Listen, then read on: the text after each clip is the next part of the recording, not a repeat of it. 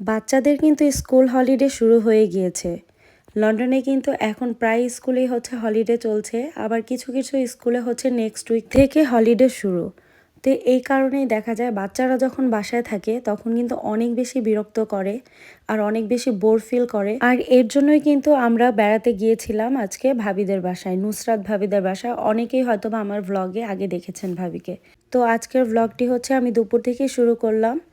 আসসালামু আলাইকুম এভরিওয়ান, সবাই কেমন আছেন? আলহামদুলিল্লাহ আমরা অনেক বেশি ভালো আছি। তো যেহেতু ভাবিদের বাসায় যাব, ভাবলাম কিছু একটা বানিয়ে নেই। তো এর জন্য আমি একটা ফ্রুটসের হচ্ছে ডেজার্ট বানিয়ে নিচ্ছিলাম, যেহেতু বাসা ম্যাঙ্গোও ছিল। আর এই ডেজার্টটাতে দেখা যায় আম দিয়ে করলেই বেশি ভালো লাগে। এর আগে কিন্তু এটার রেসিপি আমি শেয়ার করেছি আপনাদের সাথে। যারা এই ডেজার্টের রেসিপিটি দেখেননি তারা কিন্তু আমার ফেসবুক পেজে দেখতে পারেন।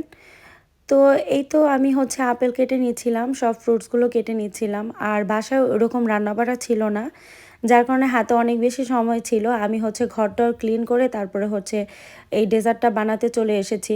আর ভাবলাম চিকেন শাসলিক বানিয়ে নিয়ে যাই, যেহেতু ঘরেই বুকের মাংস ছিল মুরগির। আর আন্টি হচ্ছে আমার হাতের এই শাসলিকটা অনেক বেশি পছন্দ করে।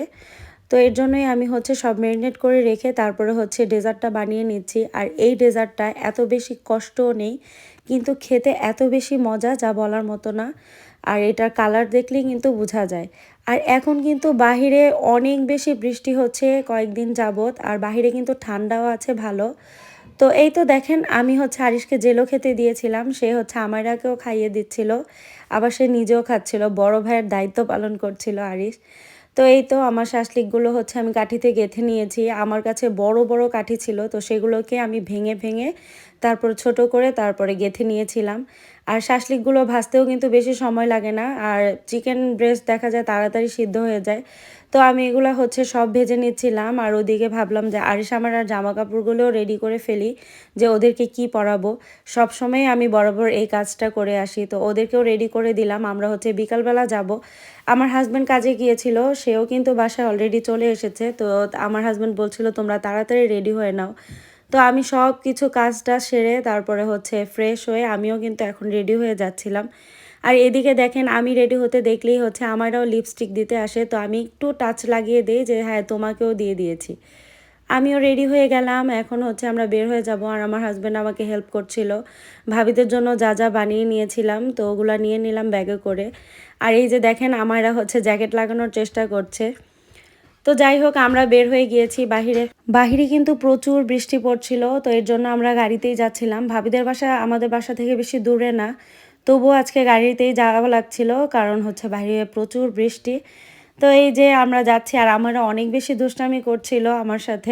আর যখনই হচ্ছে হলিডে শুরু হয় বাচ্চাদের, তখনই এই জায়গায় হচ্ছে ওয়েদারটা খারাপ হয়, কেন জানি না এরকম হয়। তো কিছুই করার নেই। আর এখন তো শীত চলে আসছে, এখন তো আর বাইরে ওইভাবে ঘোরা যায় না।